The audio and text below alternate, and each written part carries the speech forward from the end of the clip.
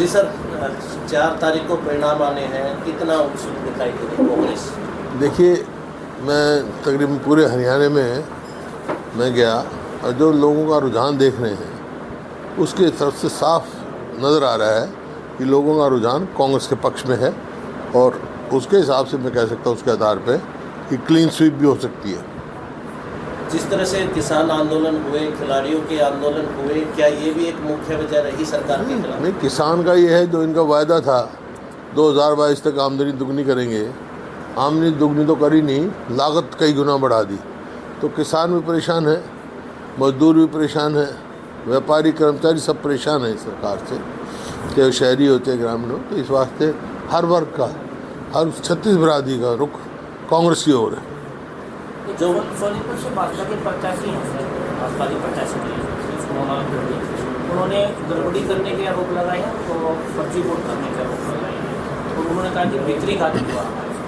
नहीं, भीतरी घात का तो मैं क्या बता सकता हूँ, उनकी पार्टी का मामला है। लेकिन जहाँ तक फर्जी बात है, ये फर्जी बोगस हो या कोई पोलिंग हो तो ये उस समय पोलिंग एजेंट होते हैं, हर कैंडिडेट होता है, वहाँ एतराज़ होना चाहिए, उसका निवारण होता है। ये मेरे ख्याल में हरियाणा में पहली बार हुआ है जहाँ कोई रिपोल नहीं हुआ पूरे इलेक्शन में, शांतिप्रिय ढंग से हुए। ये हरियाणा के लोगों को मैं हार्दिक मुबारकबाद भी देता हूँ, बधाई भी देता हूँ कि कोई अप्रिय घटना नहीं घटी। नहीं, आमतौर पर चुनाव पे घट जाती है, बड़ा शांतिपूर्ण चुनाव हुआ है और ये काम तो इलेक्शन कमीशन का है, उसको वहाँ कंप्लीट करनी चाहिए। सत्ता पक्ष होते हुए उनकी सरकार प्रदेश में थी, उसके बावजूद सरकार के अलावा इलेक्शन कमीशन का कंट्रोल होता है, इलेक्शन एजेंट होते हैं, पोलिंग एजेंट होते हैं। उन्हें कितनों ने ऐतराज़ किया, क्या हुआ कि उसका निवारण इलेक्शन कमीशन करता है, इलेक्शन कमीशन को करना चाहिए। पूर्व मुख्यमंत्री मनोहर लाल खट्टर वो कह रहे कि अधिकारियों ने गड़बड़ की है, उसी को लेकर 4-5 अधिकारी ऐसे भी हैं जिन पर कार्रवाई हुई है और बड़े स्तर पर जो बदली जो अधिकारियों का ट्रांसफर है वो भी ऐसा है। ये भाषा जो है बौखलाई हुई भाषाएं हैं, मतलब ये साफ कहता है कि वो अपनी हार स्वीकार कर चुके हैं, क्यों ये तो खुद स्वयं लड़ रहे हैं चुनाव। वहाँ कितना पोलिंग एजेंटों का एतराज़ किया उन्होंने, कहाँ किया, किसके यहाँ किया, इलेक्शन कमीशन ने क्या फैसला किया, रिटर्निंग अफसर हैं, उनके कानून है, कायदा है। पूर्व प्रधानमंत्री हैं मनमोहन सिंह, उन्होंने कहा कि प्रधानमंत्री की मर्यादित भाषा नहीं है, वो अपनी अलग भाषा। देखिए, कोई भी अगर उच्च पद पर बैठा हो तो मर्यादित भाषा तो होनी चाहिए। जब से चुनाव शुरू हुए हैं लगभग 75 दिन का समय है और आज 7वें चरण के मतदान के लिए प्रचार समाप्त हो गए। जिस तरह से भारतीय जनता पार्टी ने 400 पार का नारा लगाया था और पीठ पे चुनाव जा रहा था, लेकिन आज स्थिति ये है, लोग ये पूछ रहे हैं कि सरकार किसकी बनेगी। नारा तो बहुत आसान है लगाना, यहाँ भी हरियाणा में तो 75 पार लगाया था नारा, क्या हुआ, आधी आई। कह चुका हूँ 400 पार नारा, वो तो सबका प्रेरोगेटिव है, अपनी अपनी पार्टी के उसकी वो है, कुछ भी लगा सकते हैं। लेकिन असलियत ये है कि साउथ में तो साफ है, नॉर्थ में बीजेपी हाफ है, बीजेपी का गिर गया ग्राफ है।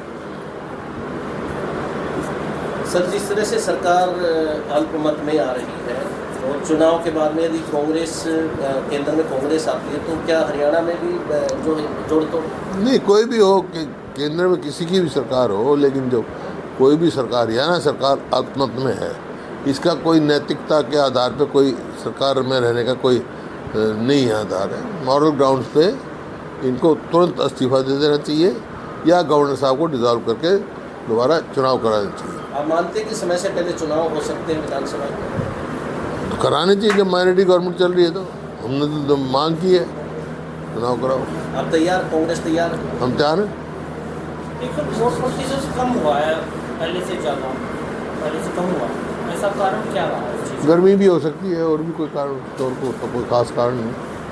सर, जिस तरह से भारतीय जनता पार्टी हमेशा ये कहती थी कि मोदी का मैजिक, तो आप क्या मानते हैं इस चुनाव में वो नहीं चीज़? 4 तारीख को पता लग जाएगा।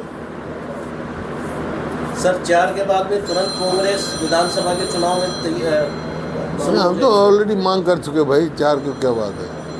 जब ये माइनॉरिटी गवर्नमेंट है, इनकी माइनॉरिटी में है government, they are running competent minority, तो they should, governor should dissolve the house, dissolve कर देना। कौन बात होना आ गया आपका। कोई नहीं, आ जाएगा, ठीक है। सारे उस पर रुकावट थोड़ा ही पड़ा है, तुम पूछे जाओ। एक सर, हर बार की तरह दिल्ली में अब की बार भी पानी की किल्लत हो रही है। हैं? पानी की किल्लत है दिल्ली के अंदर। अरविंद केजरीवाल ने कहा है कि भारतीय जनता पार्टी की सरकार हरियाणा वाली दिल्ली को पानी नहीं दे रही, रोक रही है। दिल्ली में तो पानी की किल्लत है, रोहतक में, हरियाणा में सारा पानी है, रोहतक में कोई किल्लत नहीं, हरियाणा में कोई किल्लत नहीं। पानी की किल्लत है क्योंकि ये सरकार ऐसी सरकार है, अपने पानी का हिस्सा ही नहीं ले सकती। भाखड़ा मैनेजमेंट बोर्ड में सदैव जो इरिगेशन का मेंबर हरियाणा का होता था, चेयरमैन हिमाचल से बाहर का होता था, सब नॉर्म्स तोड़ दिए। हमारे समय पूरा हिस्सा मिलता था, अब ये पूरा हिस्सा ही नहीं अपने टाइम वहाँ ले आ सकते। जब अरविंद केजरीवाल ऐसी बात कहते हैं तो लोग कहते हैं कि वो SYL की पैरवी क्यों नहीं करते हैं, SYL का पानी क्यों नहीं दिलवाते पंजाब से। नहीं, प्रधानमंत्री को दिलवाना चाहिए भाई। भारतीय जनता पार्टी की सरकार है केंद्र में और हरियाणा में भी, सुप्रीम कोर्ट फैसला दे चुका है, फिर ये भी नहीं इम्प्लीमेंट करा सके। सर, वोटिंग के बाद फिर से आपराधिक घटनाएं बढ़ गई हैं, हर हत्याएं हो रही हैं, चोरी लूट हो रही है वोटिंग के बाद 25 मई को। अराजकता फैली हुई है प्रदेश में, कानून नाम की चीज़ तो है नहीं, कानून व्यवस्था सब चरमरा गई है, अपराध बहुत बढ़ रहा है। ये तो मैं शुरू से कह रहा हूँ, जब भी तो इसको विफल सरकार का मैंने संज्ञान दिया है। ये विफल सरकार है, नॉन परफॉर्मिंग गवर्नमेंट है।